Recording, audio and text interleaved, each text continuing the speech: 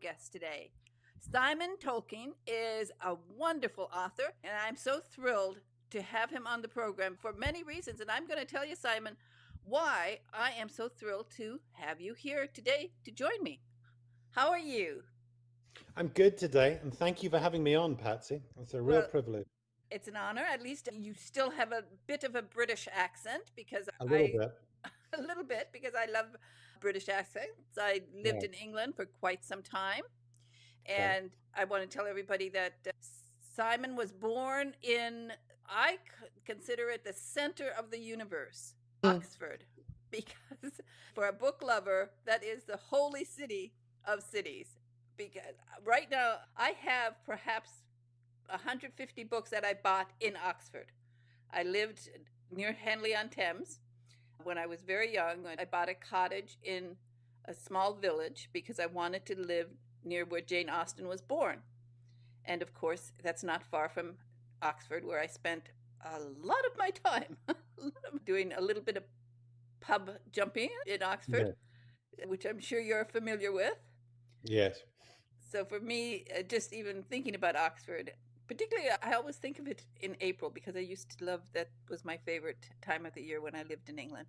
Of course, now I'm in Texas, so it's a different story. A different world. Oh, it's a different world. And we don't get daffodils here. They don't have. I do. I grow daffodils in California. Yes, here it's just in Too Texas. much, too hot. Texas, it's not gonna. They're not gonna happen. It's already 100 Right. degrees every day.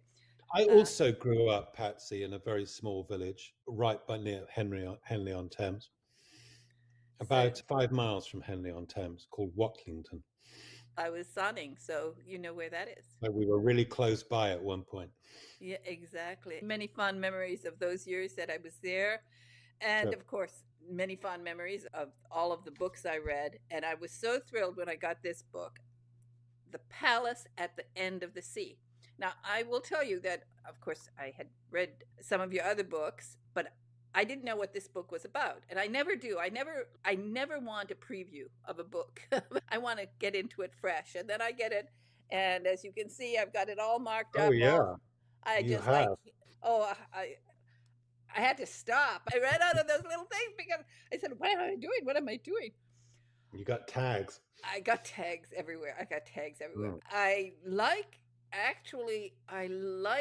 sometimes to write in a book, and I do appreciate it. Some of the books that I bought in Oxford, they Mm. do have notations, and I love that. I love Mm. when people do that because if they're 100 years old, but I don't know, I couldn't do it.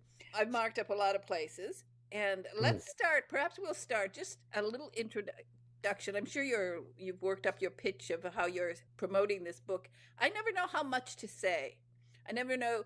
I don't want to. I don't want to give too much away. I just want to tell people this is a fantastic book. It is a coming of age book, and in the tradition of great novelists, you use history as a jumping off point, and you've done it brilliantly.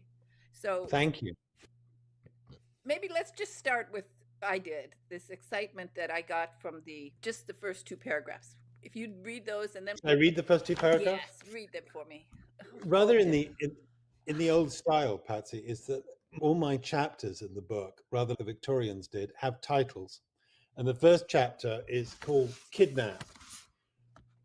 He was 11 when he was taken. On a day of early summer, from almost outside his apartment house, out into the bustle of the village, and then east across Third Avenue, under the webbed iron feet of the roaring L, into regions of the great city that he had never seen before, smelling of garbage and horse dung and thick, acrid smoke. And all the time, the old man held Theo's hand in an iron grip and kept up a quick pace, pulling him along the sidewalk, so he had almost to run if he wasn't to fall over. He had seen the old man several times in recent weeks, waiting under the spreading chestnut tree at the corner of his street in the early evening. He'd stared at Theo and his mother as they went past, with his eyes glowing like coals under the rim of his battered old derby hat, which he wore as if it were an upturned soup bowl, pulled down over his ears like Charlie Chaplin. oh, I love it. I love it. I could listen to you all day. You could read me to bed. Yeah.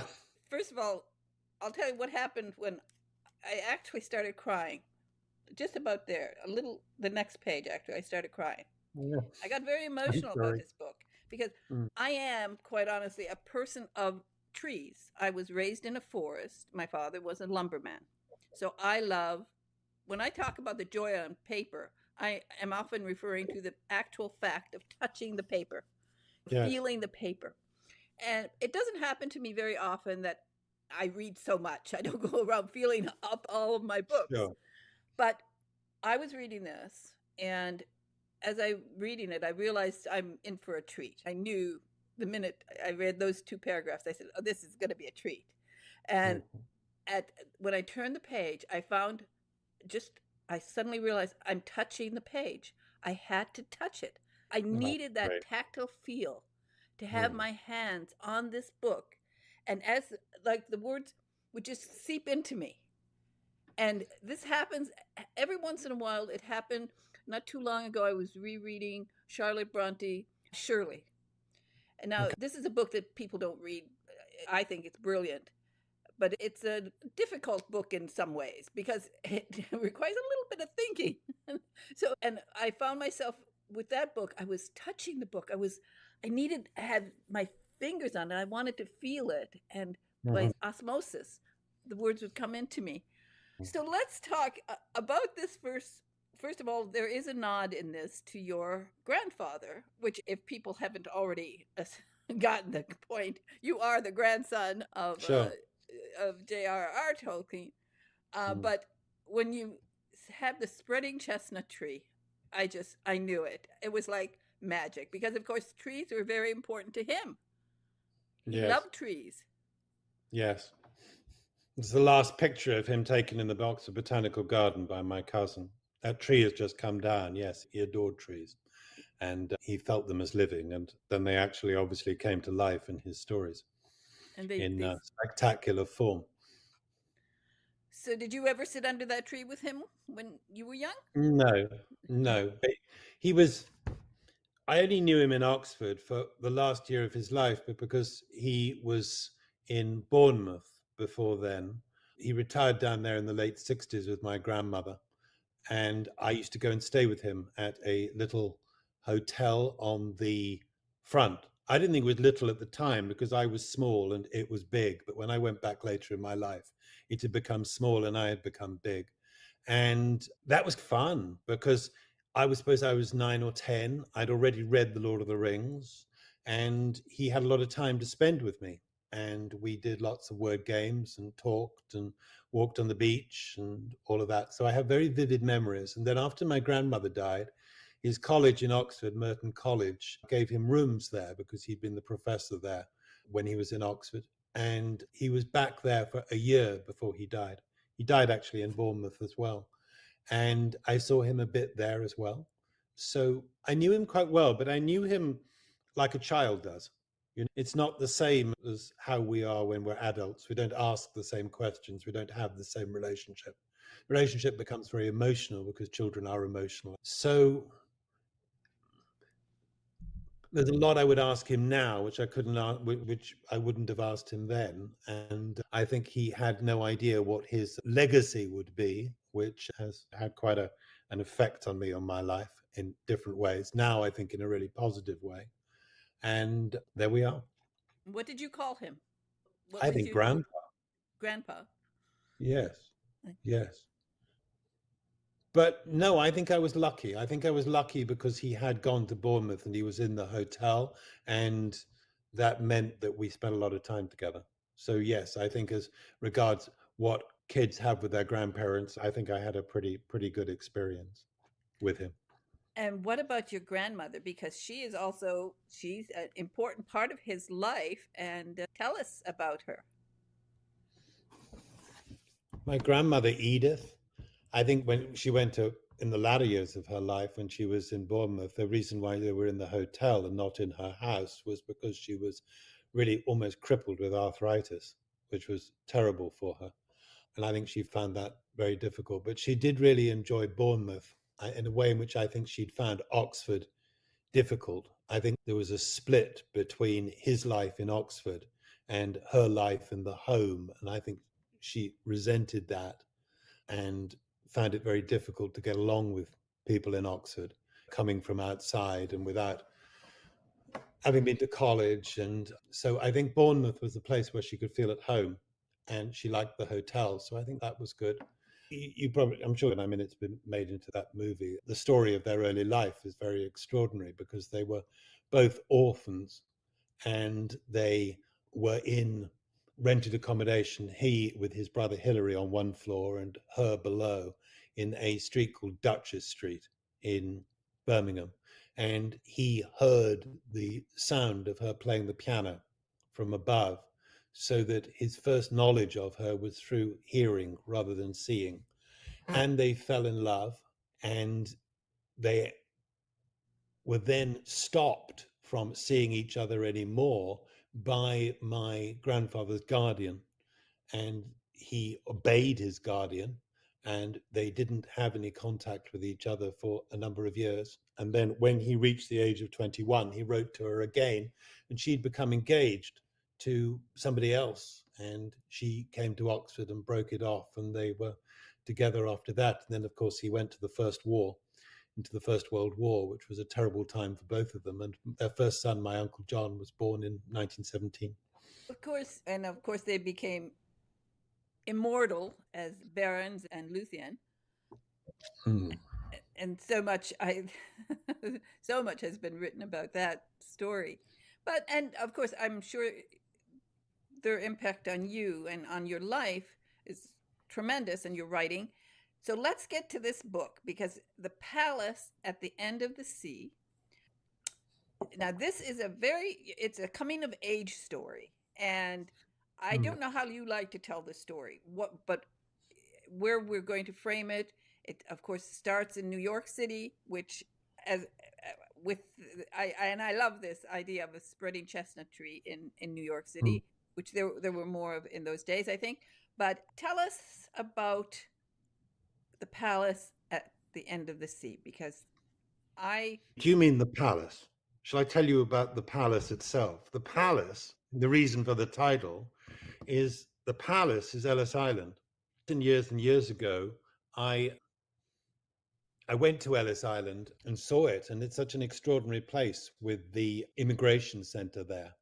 And the book is called The Palace at the End of the Sea because the hero, Theo's father, arrives with his family into Ellis Island at the end of um, at the turn of the 20th century.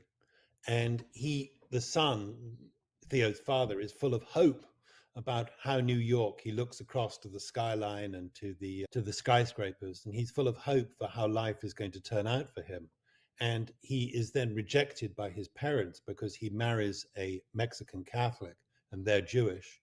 And then he pursues ruthlessly the American dream and goes from nothing to building a garment factory on 7th Avenue. But then when the Depression comes, the factory enters really bad times, and this is described in the novel.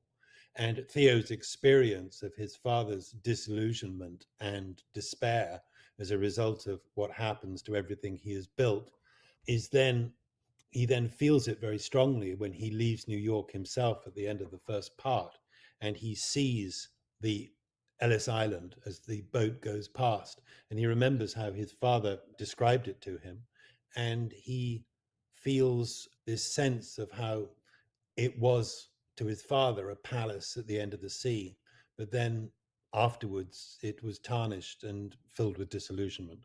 And disillusionment is one of the great themes of both books, both The Palace at the End of the Sea and its sequel, The Room of Lost Steps. explain about the name Sterling and why his father took that name. And with the opening of the book, we realize that something extraordinary is happening.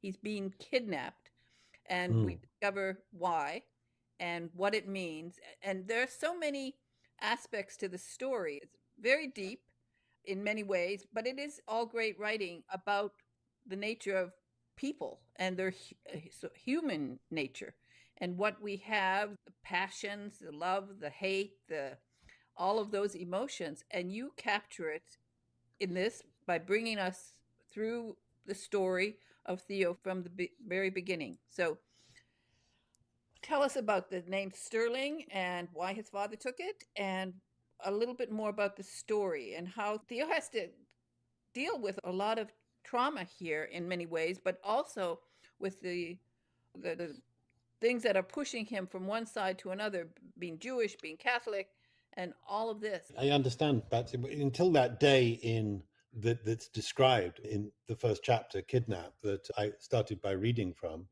Theo had no idea that he had any kind of Jewish heritage at all, because his father had never referred to it, nor indeed did his mother. And then one day, as described in the beginning, the old man who'd been standing under the chestnut tree grabs his hand and takes him across New York to this tenement apartment, which is also being used as a sweatshop for making clothes in on the Lower East Side.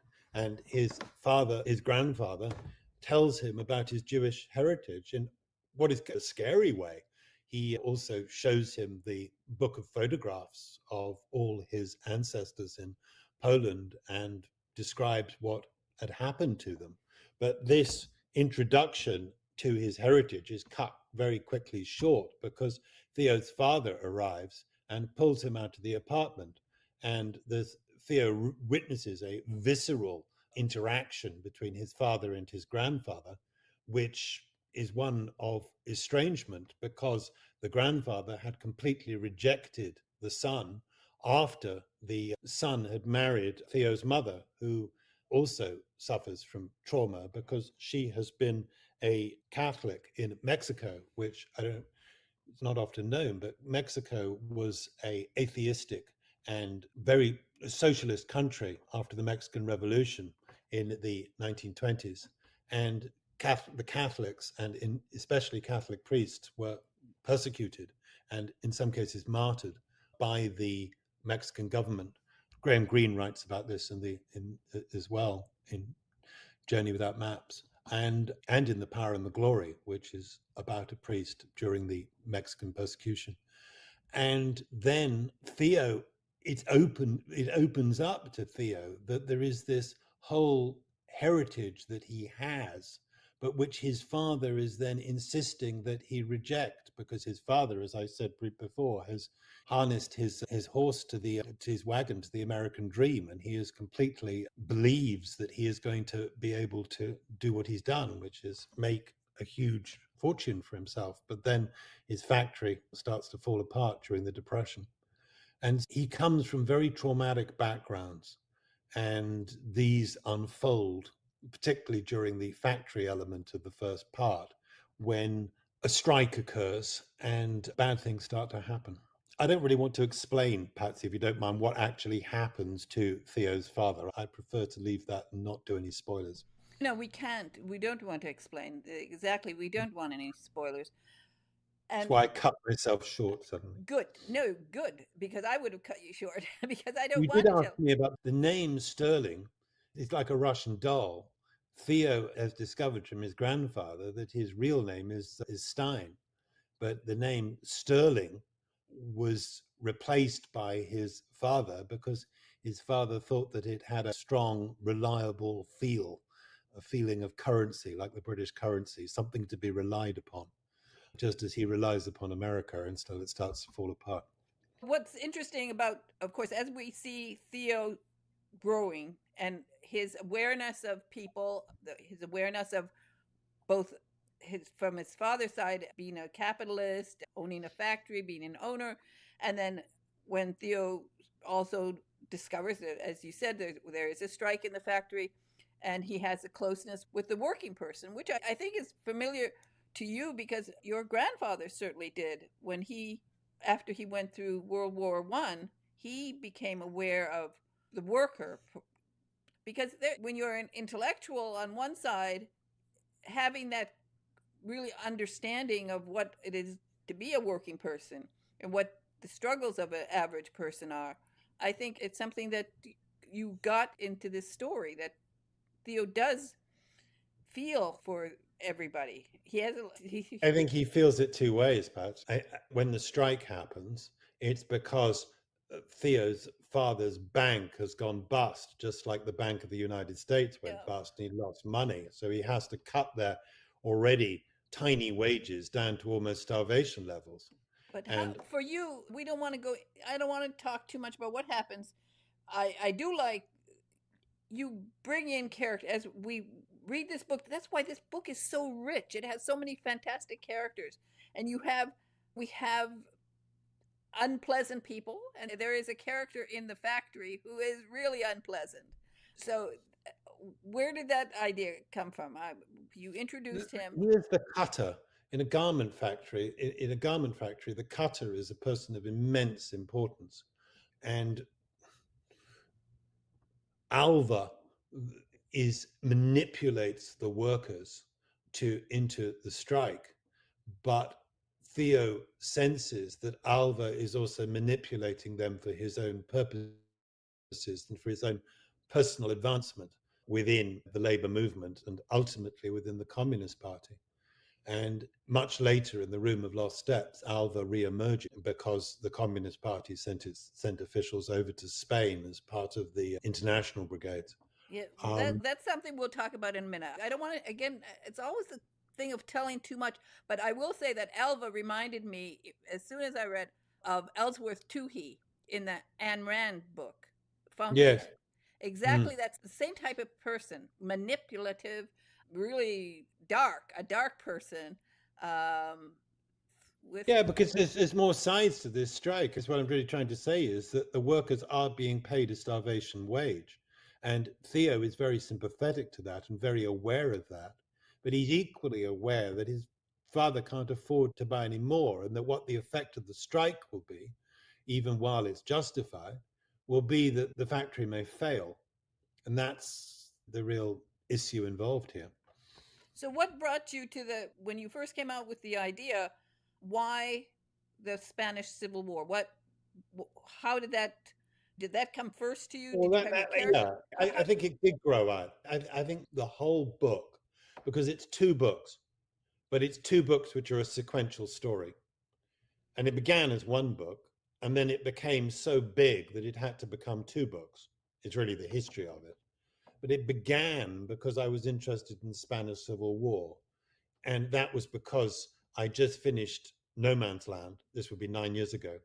And No Man's Land is also a coming of age story, but it's set between 1909 and 1919.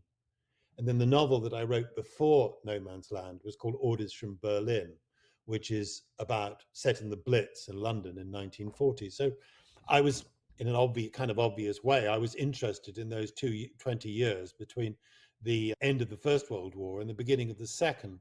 And I felt I was very interested in the Spanish Civil War because it stood up as a beacon and there was so much history about it that had been written, that almost zero historical fiction, which I found very curious. I came to understand why after, because there are enormous challenges in writing about history that is extremely complex without making the books, the historical fiction, a history lesson. And this is so that the narrator kind of enters, as it does in some books, which I don't think works, and starts telling the reader about what happened and explaining things. I never do that. I think that's cheating. I don't want that. I want people to actually feel that they've been immersed and have gone back into that world of the 30s. So I took the Spanish Civil War, and then I also remembered about the international brigades because I had read an article years before about the Lincolns, who were the name of the first American battalion that went out in 1936, late 36, early 37. Idealists, people coming mainly from the working class who'd been involved in the great labor struggles of the Depression, but crossed the Atlantic to go and fight in the Spanish Civil War, which I thought was quite extraordinary, really. And many of them didn't come back. They had a huge casualty rate. And so I wanted to write about their experience. And so I saw the international brigades as a way into the Spanish Civil War. But what happened then is that I wanted to find out more. And so I wanted to find out where they came from and why. And that's what took me into New York City, and which is where many of them came from, and into the Great Depression. And then I also needed to find out why Theo had gone there, because it wasn't going to be enough that he went there for ideological reasons. Most of the other people in the Lincoln Brigade. For a novel, he needed to have a stake in Spain, and he needed to be able to speak Spanish, and he needed to have lived in Spain. And that's why the whole third part of The Palace at the End of the Sea is set before the Spanish Civil War in this small village in Andalusia, because he falls in love with a girl, but he also falls in love with the country. And so his stake in the Spanish Civil War becomes personal and visceral. And so the book expanded into New York, and it expanded into Spain before the war, and it expanded into Barcelona. And by the time I'd finished, it had become, and also there's a whole British component of a boarding school, it had become, in a sense, what I realized is it had become a portrait of an era. It's a portrait of the 1930s in England, Spain, and America. And what that, I suppose both books are really about, is what is about the 30s, that period when people had so much hope expressed in ideological ways, whether it be through the Communist Party or anarchism, or and the subsequent disillusionment that came through their experience of those ideologies and their failures. And of course, capitalism, which is what we were talking about earlier in relation to the Depression. That's why I think the book is so brilliant. It I was trying to think which idea came first. We knew we were going to have a young man, and we're going to bring him through a Mm, lot to get to a certain point. And of course, you're right. You needed two books for this because there is so much story to it, mm. and you do not. And that is exactly great writing. You don't want to throw facts in people's faces. It's just we learn about the history naturally as we're living the story with you and with Theo, which is I very think, important. sorry to interrupt you, PatZi, but I think that you referred to coming of age. I think the coming of age structure enables this, Yes. because the reader meets what happens organically with Theo and experiences with him, and so learns as they go along. Whereas if it wasn't a coming of age and it was a sort of ensemble text, then the characters would already know and the reader would be left behind. So I think it really required coming of age. But I think No Man's Land, as I mentioned, is a coming of age story too. I think I do coming of age stories because I think it's a period of life that I'm very drawn to remembering, or to going over. I don't think that my teenage and younger years were particularly successful. And I think I had very strong lack of confidence and lack of certainty about identity. And I've always been interested in how young men, in revisiting how young men particularly find their own identity or not, and how or not they attain confidence. So I think this is something that is important to me. And this growing along with Theo, learning things as Theo does, learning Mm, what's happening in the world, mm, becoming aware of events. This is it's just brilliantly told. So let's talk a little bit about we will talk about, as you said, you come out with the idea, but and you need him to be able to, at one point it would really be helpful if he's going to be involved in the conflict, being able to speak Spanish. So the fact was that like just a spark that suddenly you said, let's make his mother Mexican? I just little things like that. It just once you Well, had that, these once things you are were running with different. that, you could run with it. This is hard, to be honest with you, because this book took 7 years, both of them, just over, from the whole process, plotting, researching, writing, editing. And so, what comes first? Is it that Theo's mother is a Mexican and a refugee from the persecution of Catholics, or that I need Theo to speak Spanish? I don't know. It's lost in the mists of time. It's an organic process. They both work, but which sparked first? Patsy, I'm just not sure that they were both there. I was it was important to me in this book to write about Catholicism, and I think this was a kind of journey for me. My grandfather was Catholic, my mother was Catholic, very religious. So was my aunt. I grew up as a Catholic, and I was sent to a Catholic boarding school. And indeed, there is a Catholic boarding school in this book where Theo has some very formative experiences. And Catholicism appears in many different guises in the book.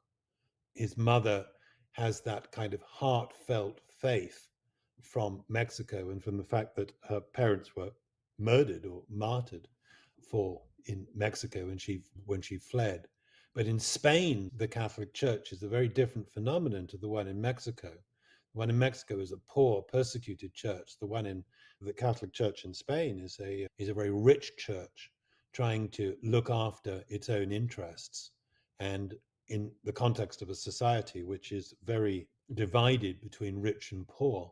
And that in itself gave rise to the extraordinary spread of anarchism in Spain in the years before the Civil War.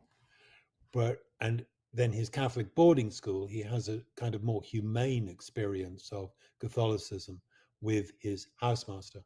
The book is also very much about Catholicism, about how you deal with it if you have the background of a parent who has an undoubting faith, and yet you don't, and you doubt. How do you approach that, and how do you approach the parent-child relationship in that context?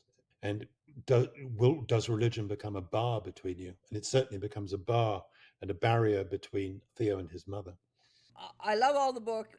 I will say that the boarding school part I really enjoyed. I love that part where you're talking about the boarding school, about the friends he makes in boarding school. So again, it's hard, as you said. You lived with it. You had to think it Right. through. When you got to the boarding school, was that easier to write because you were No, I very was worried. To be honest with you, Patsy, I was worried about the boarding school because it's so easy to turn it into satire. The book starting with Nicholas Nickleby and Do the Boys Hall and Terrible Mr. Squeers, and then going on through the riot of Evelyn Waugh's Decline and Fall and all that goes on there to poor Mr. Pennyfeather. It would have been very easy to turn it into for it to become satirical or to become funny, which would have been destructive for the book. But I did manage to steer clear of that. And I think the school is a real place. I was very inspired by I don't know if you've seen it, it's a movie it was originally a play called Another Country with Colin Firth. And it's about very focused on communism in schools and at that time. And we obviously that went on into the Philby Burgess and Maclean and the Cambridge spies. And Theo's relationship with this charismatic friend who he meets at the school, who is a convinced communist, is possibly the most important relationship that he has in his life and has a huge effect upon him. And this friend Esmond he's very funny and clever, and Theo loves him, but at the same time he's suspicious of him as well, and of the communism. And this later becomes an important issue in The Room of Lost Steps, when Esmond is really trying to recruit him to become another Cambridge spy, if you like. and we have this background of communism, and definitely in New York and then in the boarding school. And this theme carries through this challenge of who to trust, who not to trust. For people who don't know about the Civil War in Spain, which was really very important because it made a difference in what happened. The Americans who went there, over 3,000 Americans went there to fight for freedom, and yet Americans and America as a whole and Britain and other countries did not support the Americans who went to fight in Spain. I think it's important to remember, Patsy, that what actually happened was that in 1936 there was an election in Spain, a democratic election, which was fair, and the left just won. They won by a narrow margin, and they had begun to carry out some really vital reforms, both in relation to land, where you had a situation almost similar to Russia, where all the land was owned by a tiny percentage of the population, and the rest of them were landless laborers who were left to starve during parts of the year when their labor wasn't needed. And you had an education system which was in the hands of the church, where people were really being kept in complete ignorance, and there was no ability to go up through Spanish society. So there was oppression and economic misery on all fronts. But the left won the election, and then the right, in the form of the Spanish army under General Franco, mounted a rebellion in July of 1936, which attempted to overthrow the democratic government. And the democratic government was able to survive in certain places and in certain places not. And in Barcelona and in Madrid, they did survive. And so I think it was not just it was a fight for what people believed to be social and economic justice, but also for democracy, for the idea that people should be able to choose who ruled over them. And fascism, of course, is the opposite of that. And Hitler and Mussolini, from the very beginning, intervened very forcibly on the side of the Spanish fascists. But because Britain and France, and Britain particularly, had such strong economic interests in Spain, they chose not to support the democratic government, particularly because they felt it was left wing. And so the democratic government, the Republican government, had no option but to turn to Russia. And the more they became dependent upon Stalin, the more the vicious circle of the refusal of the Western democracies to intervene on their behalf. And they pursued a policy called non-intervention, which was turning a blind eye to the huge intervention that was going on by others while they were preserving an arms embargo. And ultimately, the Spanish Civil War was determined by the fact that the arms and the military support that Franco received from Mussolini and Hitler was greater than that which the Republicans received from Stalin. And that determined really the course of the war. But by the time that Theo goes to Spain, the French have actually closed the border. And this was a French socialist government to prevent people, volunteers going into Spain to try and help the Republican forces. And so Theo, in the Room of Lost Steps, with other volunteers, has to cross the mountains, cross the Pyrenean mountains at night, which is one of the great set pieces in the book, in order to get there. And the Communist Party was, just as it was one of the only people in the only organization in America which was really trying to help people who were at practically starving levels in the Depression, it was also the only place that were trying to organize people to go to Spain. So Theo has an ambivalent attitude to the Communist Party because the Communist Party appeared to be the only people who were doing anything. But at the same time, the other side of it is that many people in the Communist Party are so loyal to Stalin, and Stalin is following an agenda of his own based on his own power. And in the latter part of the Room of Lost Steps, this becomes completely determinative of what occurs and very much follows the experience of George Orwell. In book one, we don't get into the war, the actual Civil War part very much, but we're No. leading to it. We're learning as we're going along. And you're right.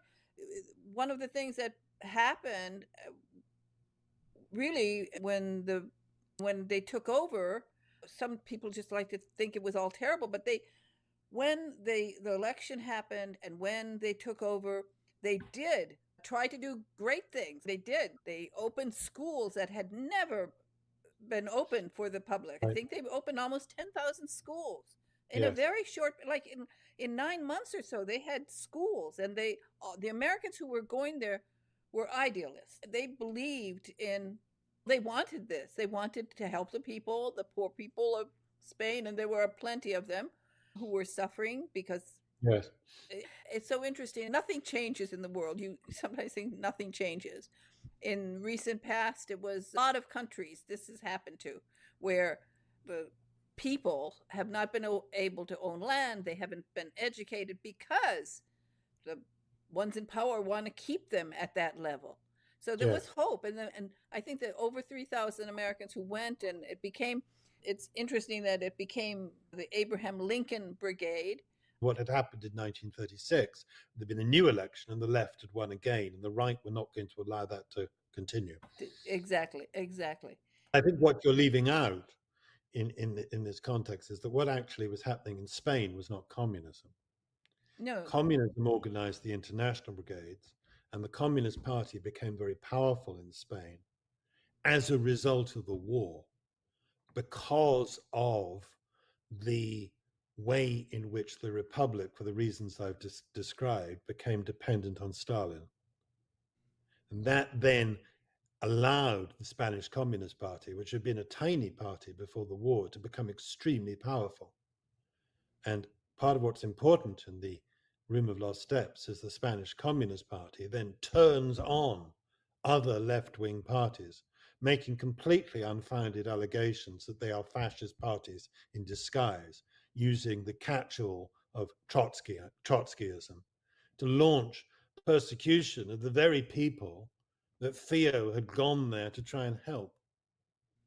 And this is the great irony, which is at the heart of the Room of Lost Steps. And really, Stalin is the figure that leans over the Room of Lost Steps, towers over it in a way, just as he does over Orwell's writing. Now we see in Russia that Stalin is coming back. There are statues of Stalin going up all over Russia, organized by Vladimir Putin, who has also perpetrated an appalling invasion and destruction of another sovereign country and trampling of people's rights. So the clock turns round. oh yes, nothing changes in the world sometimes that when you look at it, and I think the book is you, topical in this sense, and particularly the Room of it Lost is. Step. Just go back to that. What the force in Spain, which was what's so interesting, as a result of the poor turning against the church because the church wasn't helping them and they felt keeping them in ignorance and in oppression, is that they had turned to anarchism, not to communism. The idea of anarchism, which is that there shouldn't be any state and there shouldn't be any religion and people should just be free to organize themselves. And that had spread through Spain, particularly southern Spain, like wildfire in the period preceding the Civil War. And I often think of the early anarchists in Spain, that they were very much like the early friars 1500 years, thousands of years before in England, who came to convert the Anglo-Saxons to Christianity, walking through from village to village, telling them the great news. And this came from Mikhail Bakunin and not from Marx. And so when the Communist Party gained power in the Spanish Civil War, it was like Marx turning on Bakunin again. This is Uh, integral to the Room of Lost Steps. Now, when you started this, had you already been involved at all in the Spanish history? Had you spent No, time in Spain and no, knew? no. Yeah, I've spent a lot of time in the Canary Islands because it's where we used to go on holiday from England. But no, I hadn't. It was virgin territory to me, and that was exciting because it was like starting something completely new, and I had no previous experience of Spain, and finding out and researching all that happened in Spain was so interesting because it all seemed to have been forgotten. There was this kind of process in Spain whereby they seem to have forgotten about what happened in the Civil War. I think that's changed now and it's stopped. But it was like digging down into something that had been forgotten. And I think that's particularly true of Barcelona, where you have this thriving city. But in the very streets that are still there, these incredible things happened, which people don't seem to have any awareness of this incredible street fighting that occurred in July of 1936, which is the very important part of the Room of Lost Steps, is the description of that. And I was able, walking through the streets of Barcelona and building up the history in my mind, I felt for the first time to write a different kind of history in which it wasn't just historical fiction, but everything that happened in those streets and at the times that they happened really happened. And Theo, I was able to fit Theo in to a series of real historical events happening in real time, so that he is on the barricade, which is then taken by the fascists by the army using people from the surrounding flats as a human shield. And he's there with the anarchists when they retake the barricade, and he's then sent as a runner down to the anarchist leader in the on the Ramblers, and then he comes up and he sees the way in which the anarchists have laid siege to the hotel, which appears on the cover of the Room of Lost Steps, and sees how the civil guard is able to evacuate the soldiers from the hotel. So all this happened in real time. It's what I call fiction wedded to history. And it's brilliantly done. I This is Thank you. why I think as you said, it is topical, it is relevant to today Mm. because the world hasn't changed that much. We have these countries where people are in power, and the poor people of the country, the common people of the country, either can't own land, aren't allowed to own land, and they're kept down. They're just kept down. So we look, And the lies are extremely topical. The lies told by the Russian government about the invasion of Ukraine are very similar to the lies that were told by Stalin about the starvation that was going on in Russia during the 5-year plan, and the lies that were told by the Spanish Communist Party about the people they were persecuting in their chakras in Barcelona. It's the same principles as Orwell described in perhaps the 20th century's most important book, 1984, or to me, perhaps the most important book. This inversion of truth that occurred, that's very much found in this book. And I think it's happening again today. Orwell would recognize the world as it is today. It's incredible. We didn't think so much of this would ever happen again. We thought there wouldn't be another war in Europe. We thought people would say the truth and not, and we Oh, don't know what. Sergei Lavrov, the ultimate exponent of Orwell newspeak, isn't he, really? I'm talking So about the Russian foreign minister. it is so amazing the wide ranging characters and their different occupations, their different careers, whether it was being a cutter and all of this Mm. that you had to do research about. Yeah, this with the research for this was enormous because it went into so many different areas, and the research took longer than the writing. And one of the most valuable parts of the research is that when the American volunteers, the Lincolns, returned from Spain defeated, in some cases badly wounded, leaving many of their companions back dead on Spanish battlefields, they wrote accounts in the late 40s and early 50s of their experiences. All of them are out of print, but through Amazon you can access the book depositories in Texas and places. And so I was able to get them all pretty well, nearly 40 books. And I read them all, some of them twice, gutting them. And from that, that's the most valuable part of history is you need to know what I call secondary history, but the actual going to the primary sources. And it was so rich, the sources for what the experience had been of the volunteers in Spain as part of the Lincoln Battalion, getting there, what it was like when they were there, what the battlefields were actually like, because there are two huge battles in the Room of Lost Steps, Jarama and Brunete, and that was enormously valuable to me. And then Barcelona was, as I say, a slightly different one because I spent a lot of time there just simply walking the streets and working out times and distances and how it could all work. So I think that the research was, and then other areas were different. For New York, there's a kind of multiplicity of sources. New York is, again, a city I know really well from walking around. So the research took longer than the writing. Took nearly 3 years. And the real difficulty, PatZi, is not to know when to stop, because there's always more to read. So when do you stop and when do you start writing? That's a difficult hiatus point in the process. Research will do that to you. I didn't mention at the beginning that you were a barrister in London. And talking about primary research, the primary documents, I am actually writing a book about British barrister. Oh, Uh, how interesting! I had no yes, idea. and I How have fascinating! spent years, and at this point I have to cut it off because I did spend years going to primary sources, including Right. reading documents from Parliament itself to Yes. follow this barrister along in his life and his career.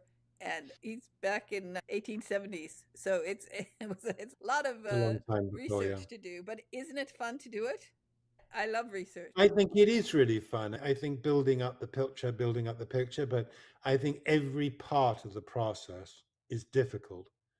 And I think with research, as I say, that it's this sense of how much should I do? Because you have to understand what is so curious. This is a statement of the obvious, and it's difficult to describe this, but the book doesn't exist. It's not like you're working on something that actually exists. If you stopped, it would never happen. The book wouldn't exist at all. So it's a very lonely business, and it's all up to you as to how long you go on.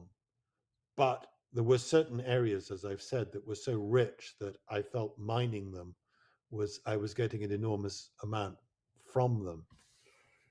But each part of the process is most difficult. I honestly think the first part, however, is the worst, the plotting, because you just don't know whether what you're coming up with will work, because what you are, these are two books, between them nearly 800 pages. So when you come up with the skeleton of a story, you don't know whether it will work in the context of a long novel, and whether that structure that you've come up with will enable you or be flexible enough to enable you to explore all these areas that you want to explore. And will it have the drama and pace and interest for the reader? So I think that plotting, and then obviously the first part of just coming up with the idea, and then you're going to commit all this time to the idea, and is it the right idea? So the plotting is hard, the research is hard, and the writing is hard because it feels, the end of it feels so far away. And if you write in a teleological way and you're thinking about the end, you really had it, because it is so far away that you have to, like a mountaineer, set up, I don't know if you feel this, Patsy, but you have to set up like base camps and aim at the base camps. And this is why this book is, in a way, it's so important that it's divided into 6 parts. And so each part felt kind of integral and separate to me. I know the feeling. I have 156,000 words, and I've got to do something about that because this barrister has lived in my head for a long time, and I know, I understand. he's driving me crazy. You get to that Right. point where the characters start driving you crazy and say, just finish it, get it on paper, get it out there. Yeah, no. Joy on paper. Yeah, it is joy on paper. But speaking of that, for you, now for your grandfather, there's a lot of paper, a lot of paper. For you and for me, I use computers. I assume you use computers, but your Yes. grandfather didn't use computers. It was all by hand, right? Or did he ever type? Yes, and then copy typed onto a typewriter. And then incredibly scary, because you've only got one copy. And so you have to, if you're going to take it to the publisher, you really need to take it on the train. And what happened to T.E. Lawrence, do you? Yes. You know that he lost the 7 Pillars of Wisdom in Reading Railway Station. And then I believe that Hemingway's wife lost one of his manuscripts, after which he never spoke to her again. It's very difficult when you've only got one copy, and very laborious. And also, in relation to my grandfather, deeply touching.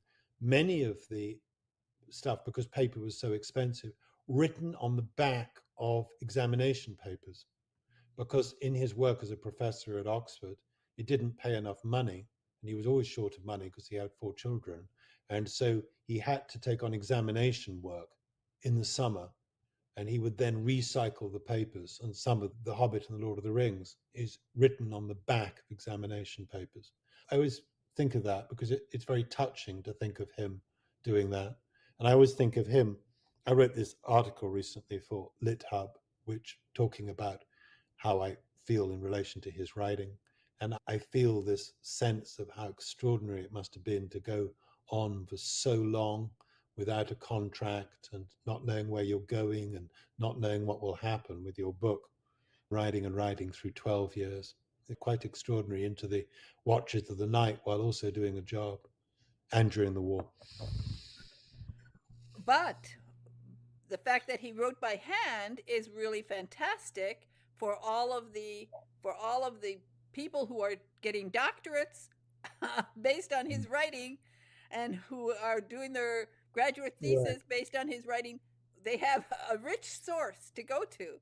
I don't know what you feel about this, PatZi, but I do feel that the computer offers the novelist a great deal, particularly with Microsoft Word, especially in relation to cut and paste and delete. And I wrote, because I didn't really know how to type when I started writing. I'd always used dictaphones as a lawyer and stuff.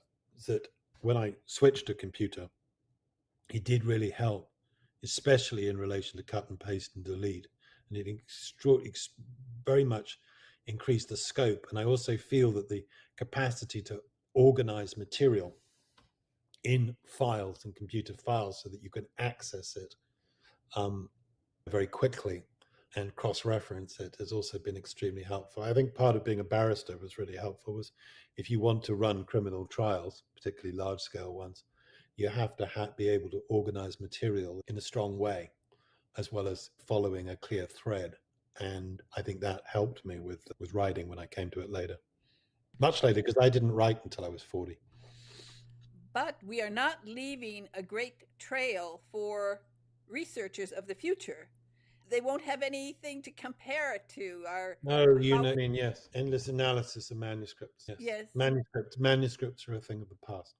If you go to Princeton, you can see all of the F. Scott Fitzgerald manuscripts, and they have an endless, just like almost they could just line people up who go in there because they are doing their dissertation for their PhD on F. Scott Fitzgerald. If they do one more dissertation on F. Scott Fitzgerald, they've got to stop it. I You've think got to they have. stop. I didn't know about that, but Oh yeah, this is what the point you make is absolutely right. Yes. Yeah, the literature people need when they're doing their PhDs, they have to do their research and they want to see the source material. But with us, with our modern writers, they can't see all the mistakes we made. We hope we don't. By the time we publish it, we don't have any more mistakes that anybody. Yeah. Yeah, I'm not trying to knock any of this. And people research and they criticize and they write fascinating papers and all of this. But what I love is the idea that you research and then alchemically, by a kind of alchemy, you can use it to bring the past to life.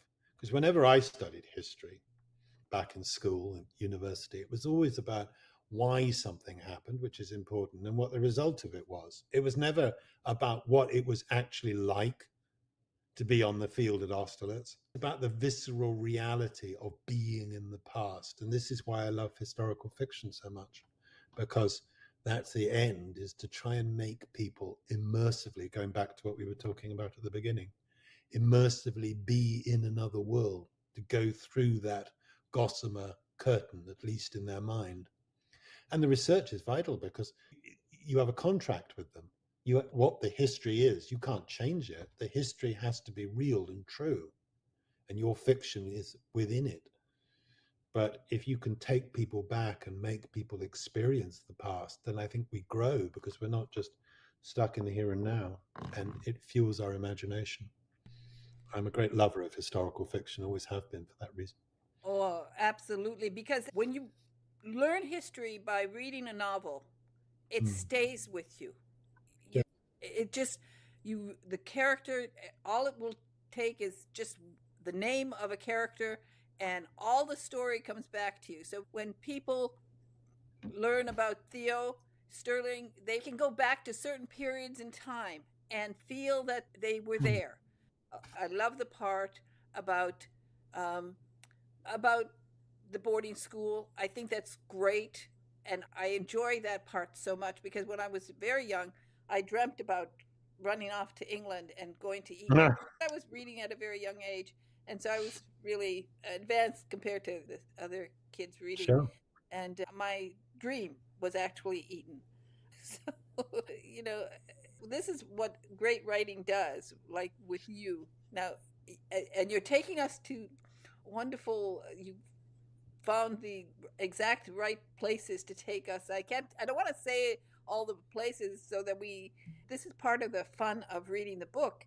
Suddenly, something will happen, whether he meets somebody again from his past who brings him to another This is place. interesting. Yeah, that's a puzzle because a coming of age book structurally is something that you go along, and as we say, it has the virtue that the hero is meeting these experiences with the reader, so you don't have to explain them already.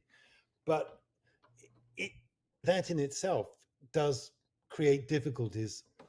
I'm sorry, I've lost my track. Where were we? I'm so sorry. I've lost myself. I was talking about taking us to the places that Theo, when we think about Theo, we can automatically go back to those places, whether it's love when they see. I can't say some of these things because I don't want to No, say, go ahead. you Please know, go ahead. the, some of the locations. Well, Let's do I the know school. what I I love was this. You trying know to what? I love say. the school. I love that. One of the Yeah, reasons I love the school section is right. when we are talking about his struggles with schoolmates and how he deals with it, and we learn something about his nature, about what how he I don't know, it just I love that section. I love the ledge. I don't want to tell anybody about it, No, I know you don't want to spoil things, or but otherwise. there are places like that where you think of it, suddenly you'll think about it and you'll say, oh yes, I understand this. It's Sure. just it's so well written. It stays with the this is a way to learn history, to learn about places, to learn about different I think parts what of I was trying to society. say though as well was where you have characters and you have a coming of age story, and then they need to come back because it's linear. So you have this with David Copperfield, is that you've passed these people along the way, and the hero moves on to somewhere else.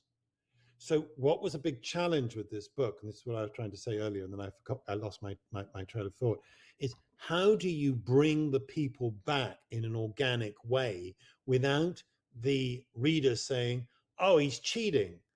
You know, now we just go, why would this book person suddenly coincidentally arrive?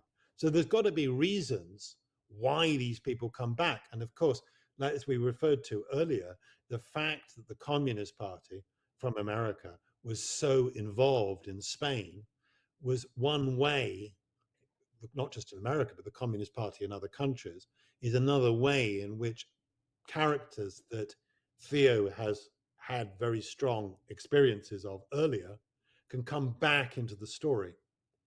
But that's the difficulty with coming of age, is that as the linear part goes on, you leave characters behind.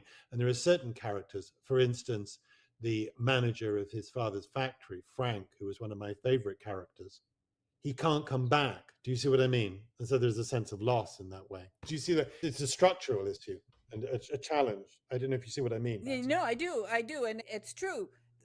We'll have a character, and they're not going to come back, but somewhere they're in the back of our mind. We always Right. remember the influence that Frank had. Yes. Yes. And he's very That important. And I wish, you keep thinking, I wish there was a way I could go back, and then you can't go back. It's, that's life. yeah, people get lost. That's And it. there's an awful lot that happens to Theo, which is very terrible and involves terrible loss. And that mirrors what happened in the 1930s, disillusionment and Death, loss. death is death is that's what keeps literature going. Absolutely. That's what we have. Absolutely. Yes, exactly. It's all the in between part of the tragedies, but also the wonderful things he learns. And whether the sort of hobbies you give him or the ambitions you give him, the Right. all of this plays into this wonderful storyline of following him as he progresses in life. Yes. I think he learns many bitter lessons, as you say.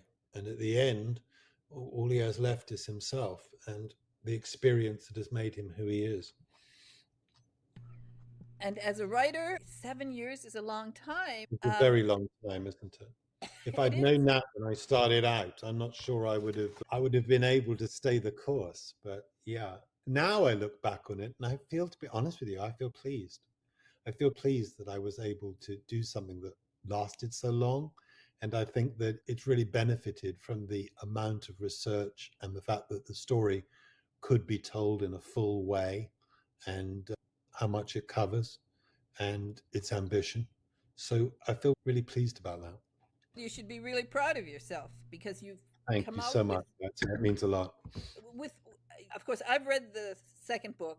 That is for me the joy of doing this show, Sure. is that I get them so far in advance, which is makes me Right. really happy because I when I Well, it's finish one. terrible too because you have to wait until people have to wait until September. But if one's actually going to talk in detail, and it's been such a pleasure and wonderful to talk in detail about the whole thing, the whole picture, then it involves talking about the second book as well. But unfortunately, it ain't coming out until September. So there we are. But I've already read it, and You no, have. actually, no, I haven't actually. I've kept the last two chapters. I haven't finished it. I, Okay, I good. just I hold on. I hold on. It's like this Well, book. have you found out, Patsy, I out of do. curiosity, have you found out why it's called the Room of Lost Steps?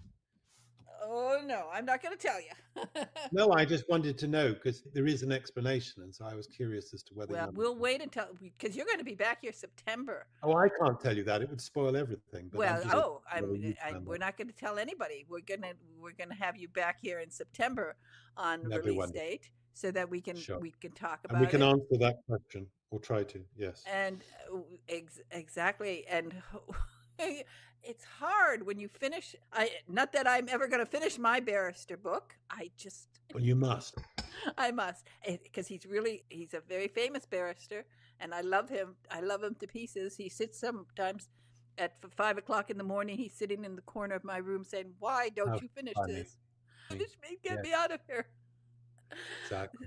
So now you got these two done. The life of a writer is you just continue writing, but seven Yeah, but I did years. tell you about plotting. I told you about how scary plotting is. Maybe not for you, but that's Oh the yeah, next point. That's the next thing I got to go to, and I approach it with a significant amount of trepidation.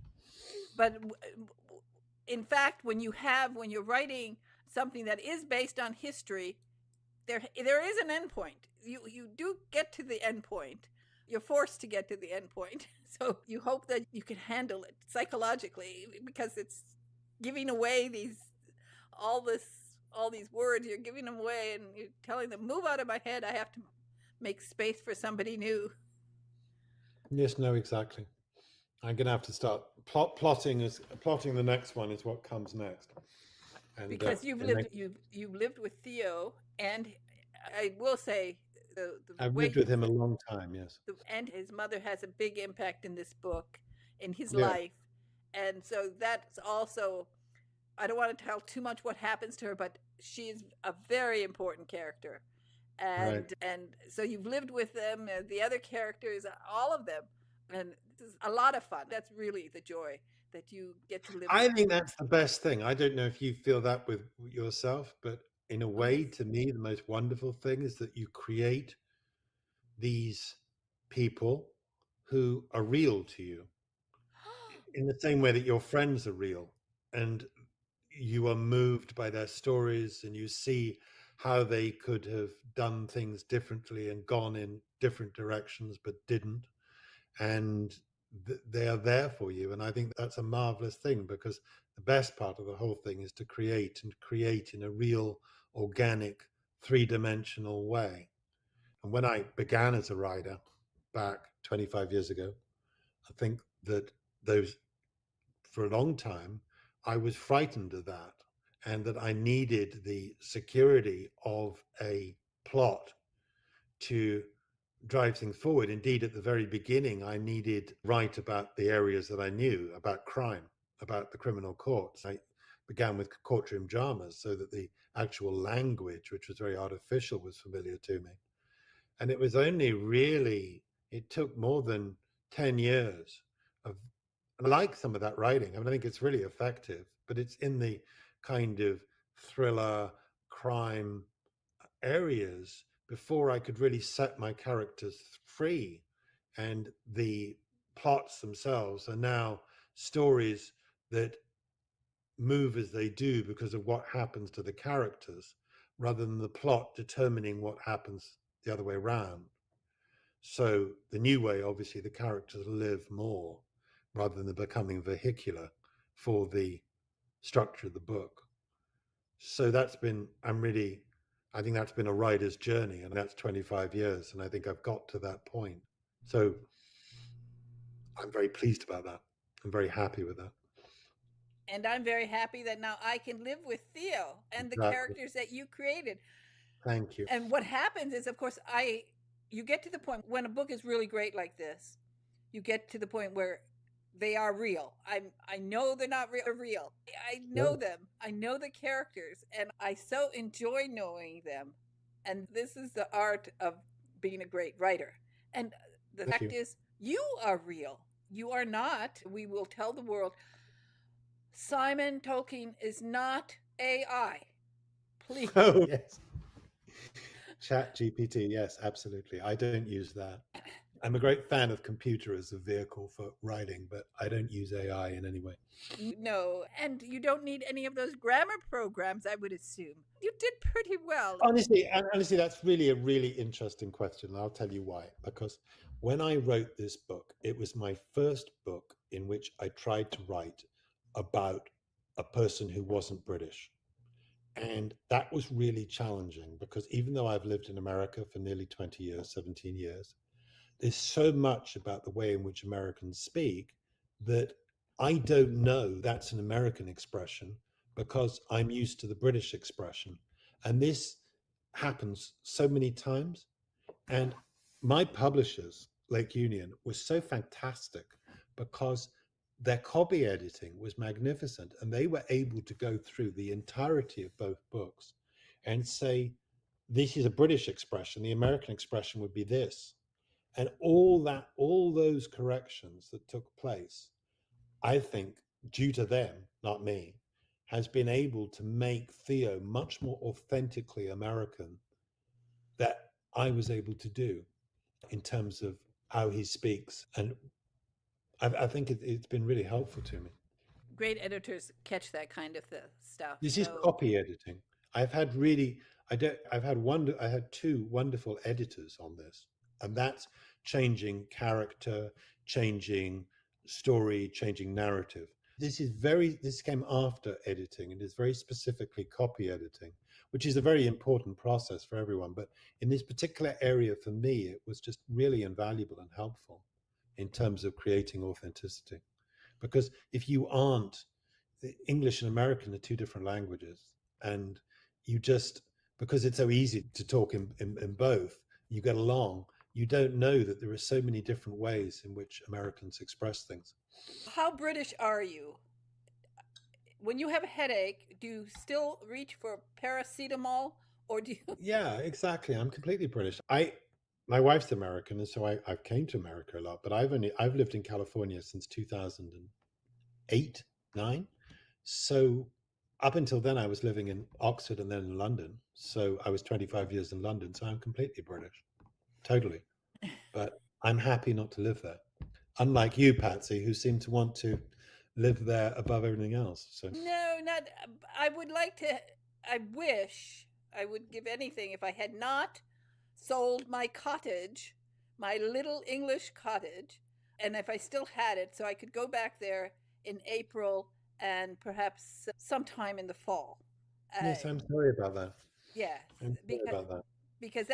that there is a There are there's beautiful places there. Yes, oh yeah, and to just drive out into the countryside, it's incredible. fabulous. There's nothing. It's just so beautiful. So Right. that, and perhaps I miss Harrod, the old days, and Right. Fortnum and Mason. There are a few places like that, and a good fish and chips because you don't get. Chelsea is marvelous. I used to live in Chelsea for 10 years, And my wife had a marvelous store there on the King's Road, Steinberg and Tolkien, in which she sold all old vintage clothing and jewelry. It was really famous. She did it with her father. That was a wonderful experience. Really bringing back the old days of the King's Road. Oh, and of course, for me, also the bookstores, whether it's bookstores in They South aren't. London. We don't have them in America anymore. No, They nothing, do have nothing. them in England. Yes. Oh, it's so rare that you find a really good bookstore in America. But Yeah. yeah, anyway, it's wonderful talking to This has you. been a lot of fun, I PatZi, know and you're going to it's have. really lovely to talk to somebody who's obviously enjoyed the book so much. Oh And I'm yes, I've really enjoyed the grateful book to you for so that. much, and I Poor really Daddy. I wanted to maybe I wanted to go through each of these and ask you I about know, and you haven't. each of these sentences and have you because they it is just so good, and there are just Thank you. oh just It means a lot to me. I am so honored just to talk to you, to think about where think about being born in Oxford. For me, Oxford is really the center of the universe. I know, you said. It is Mm. like the, or it is like Shangri-La, or just put me. I want to be to go to the library. Wait, did you grow up in the library? No, you didn't. You grew up No. out in no. Oh, that What was I love about Oxford, what I think is the most extraordinary thing about Oxford, is probably not something that you think so much about. What I think is it is so extraordinary that there is these huge rural areas inside the center of the city. And I don't think there's anywhere else like this. That, for instance, Port Meadow, you can actually just go out onto 300 acres of completely unchanged green land with the river and the poplars and wild horses and swans and the parks and the rivers that run through it, a river run through it. I think it's extraordinary that the way in which it's green and stone. it is. I've been there, done that. Had a bike, biked all around outside of And Oxford, Oxford around Oxford. features in this book. There's a whole chapter called Oxford. So, again, thank you so much for joining me today. Well, It's thank an you, honor to PatZi. talk to you. It's been I'm a wonderful, looking forward to wonderful talking morning. to you in September. I've already booked you. Absolutely. I look forward Okay. to that too. Okay. So again, Thank you for having me on, and thank you for asking such interesting questions and for all the wonderful things you said about my book. It's so encouraging. Thank you. if ever you feel like just talking about anything, you can come on. You can come on every week. You That's can really be kind of you. my Really Oxford appreciate it. connection and Absolutely. talk about writing. Okay? All right. All right. Great talking to you, PatZi. I loved it. Okay. Thank Oh, you. one thing. No, I do one. Yeah. I don't know. You're promoting your book, so you have a website. I just want to give it. I've got the website, which you can see up there, and I've got Instagram, Simon Tolkien Novelist. So both of them. And are you doing events? One or two. But what one of the great things is that you can do things in such a productive way using Zoom. So much better than having to like travel somewhere and then be worried that you're not going to get there in time and all that anxiety. I think the quality of the interviews that you could do through Zoom, like ours today, is fabulous because it's relaxed and you can just get straight into it. Thanks again for joining me. It's an honor. My viewers will be so thrilled. And That's see you it. in September. Have a great summer. And you and have a great summer too. Thank you so much, PatZi. Bye now. Thank you. Bye. Bye bye now. Bye. Bye. Bye. It was so much fun to talk to Simon Tolkien about his wonderful book, The Palace at the End of the Sea. It is book one in his story about Theo Sterling.